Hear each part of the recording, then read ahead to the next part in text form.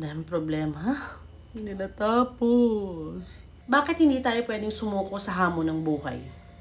Yan ang pag-uusapan natin ngayon, kaya sa mga hindi pa nakakilala sa akin, ako nga pala si Marian Sigiyaw-Yaw. Bago ko sabihin kung bakit, hayaan nyo muna ako magkwento. Dati kasi, nung nagdenegosyo ako, habang nagtatrabaho ako, ang dami kong mga binibenta. Nagbibenta ako ng makeup sa mga katrabaho ko. Ang dami mga offer sa akin na mabilis ko lang ginagrab. Kasi gusto ko talaga magkaroon ng extra income. Gusto ko makatulong sa pamilya ko. Gusto ko na ang pangarap ko talaga mabigyan sila ng magandang buhay eh. Yung ganda kahit na maganda hirap-hirap ako, hanggat malakas ako, hanggat kaya ako, ginagawa ko.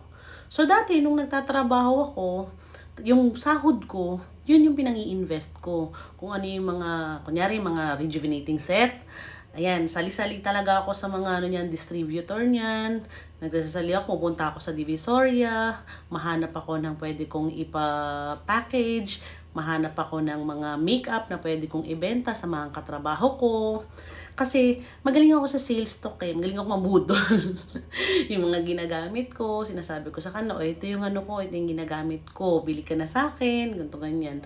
So iniisip ko before, parang ang dali lang magbenta-benta noon. Pero ngayon kasi iba na. 'Di ba? Hanggang sa dumating yung pinaka problema kasi ang dami ko nang na-invest. Nakakapag-invest ako ng 3-story na bahay. Hulugan yun ha. Tapos meron ding sasakyan kasi nakakapag-buy and sell ako before. Tapos ready na dapat ako mag-open ng sarili kong hardware. Tapos merong isang pinakamalaking dilubyo sa buhay ko na talagang hindi ko makakalimutan. Yun yung maloko ako. Nung naloko ako, parang bumagsak yung mundo ko. Kasi lahat ng mga sinahod ko, lahat ng mga naging bonus ko, lahat ng mga incentives ko, kung baga naipadala ko dun eh, naibigay ko dun, naibuhos ko dun. Yun din kasi yung ano ko, yung nagiging source ko para bayaran yung monthly dues ko para doon sa kinuha kong bahay, doon sa mga kinuha kong, may condo kong kinuha. So nung nawala yun, nahirapan talaga ako. Na-stress talaga ako, as in, sobrang iniyakan ko talaga siya. Na parang lahat ng pinagpaguran ko, nawala lang ng parang bula. Ayan, iyak tuloy ako. Ayoko na kwento. Pero, hindi. Joke lang, sinigang. Ano na ako doon? Marami na akong natutunan doon. Pero gusto kong i-share sa inyo yung experience ko. Na talagang hindi sapat lahat ng ginagawa natin para magstay lahat sa atin. Kasi yun nga. So, ang ginawa ko, talagang umiyak ako ng bongga. Sinigaw ko para mawala yung ano ko. Kasi parang dumating na rin ako sa point na parang hindi ko na kaya. Parang lahat ng pagod ko na ibuhos ko na doon. Parang lahat ng sakripisyo nandoon na. Tapos bigla mawawala. Paano na ako? Saan ako pupulutin ngayon? So yun yung mga pumasok sa akin during the times na talagang down na down ako sa buhay ko na parang feeling ko wala na. Lahat ng pinagpaguran ko for the past few years, months, and days, lahat ng sakripisyo ko biglang nawala. Kaya gusto ko kayo, ma-inspire kayo sa story ko. Gusto ko malaman nyo na hindi lahat katapusan na hindi pa yan yung katapusan. Marami pang pwede tayong pagdaanan. Pero lahat ng pagdadaanan natin, yun ang magiging tulay para mas maging malakas tayo, mas maging better version tayo ng sarili natin. Kaya alam ko na dapat kung ano man yung pinagdadaanan mo, hindi man kaparehas ng pinagdaanan ko, alam ko na malalampasan mo yan. Dahil marami akong pinaniniwalaan. At ang una sa pinaniniwalaan ko, ang Diyos hindi magbibigay ng problema na hindi natin kaya. Kaya natin yan. Lalo na pagka binibigyan niya tayo ng problema na akala natin wala na solusyon.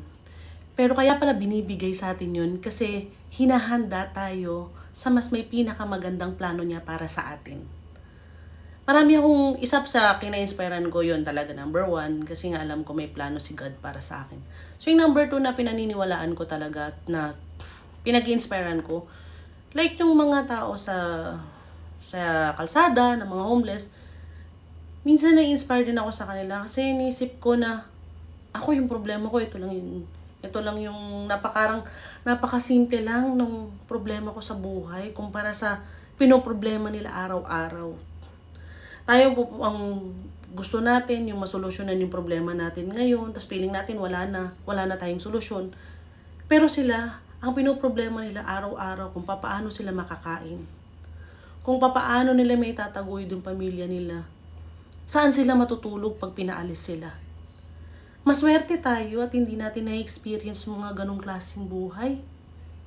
Kaya dapat wag natin isipin na lahat ng nangyayari sa atin wala nang solusyon. Hindi tayo dapat sumuko. Bakit ko ba ginagawa to? So totoo lang, ang gusto kong mangyari yung lahat tayo ay magkaroon ng positive thinking. Lahat tayo ay makapag-isip na hindi ito ang end of the line. Maraming plano sa atin si God. Yung bang pagka dumating na sa atin yung sinasabi ko sa inyo yung plano niya para sa atin, magiging thankful tayo sa mga naging past natin. Kasi marami tayong natutunan doon. At lahat yun, parte ng buhay natin. Parte ng pagiging successful natin in the future. Kailangan maniwala lang tayo. Hindi tayo pwedeng mawala ng pag-asa. Hindi pwedeng sabihin natin na hindi na natin kaya. Kasi kapag nawala tayo sa mundo, mas lalong wala na tayong kayang gawin. Kasi nakahiga na lang tayo. At mahirap din yung pagdating ng ganun, yung pagdating ng hirap na tayo, hindi na talaga natin kaya, magsisi tayo. Diba, marami kasi ako naririnig before na yung mga tumanda na nagsisisi sila. Sana inayos nila yung buhay nila before. Na sana may time pa sila para balikan yung noon. Para sana hindi sila nag-give up. Kaya sana tayo ngayon, hindi tayo mag-give up. Kasi ang kalaban ko dito, yung mga tao na walang inisip na kitilin yung buhay nila. Alam mo yun, kumbaga, wala silang ibang solusyon. Kung hindi magbigti, hindi magpatiwakal, hindi magpakamatay, hindi kasi tama yun. Yung buhay natin, hindi to atin. Hindi to pagmamayari natin. Hindi tayo ang may karapatan na magkitil ng buhay natin. Kaya gusto ko na lahat tayo magkaroon ng positive thinking. Kaya samahan nyo ko dito sa group ko na ito. Gusto ko na lahat kayo makijoin dyan. Yan ang Income Squad. So hindi lang yan more about positive thinking. Hindi lang yan more about income.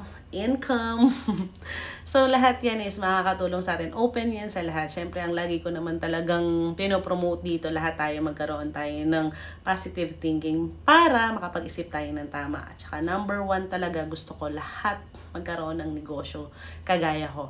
Lahat tayo maging business-minded. Lagi natin isipin na yung mga problema natin from the past, kalimutan na natin yun. At kung meron man ngayon tayo nagiging problema, lilipas din yan. Hayaan nyo at matatapos din yan. Lahat ng bagyo, meron din yan, meron ding rainbow after nyan. Maraming salamat sa sumubaybay ng video na ito. Kung nagustuhan nyo ito, please like and share this video. At remember, ang aking binibenta, may laman na to ngayon. Huwag ka, malay mo. Pag ikaw ang unang nakapag-add to cart nito, ganito din yung laman pag receive mo. Kaya check out na or PM me for orders. At always remember, choice natin maging happy. Bye-bye!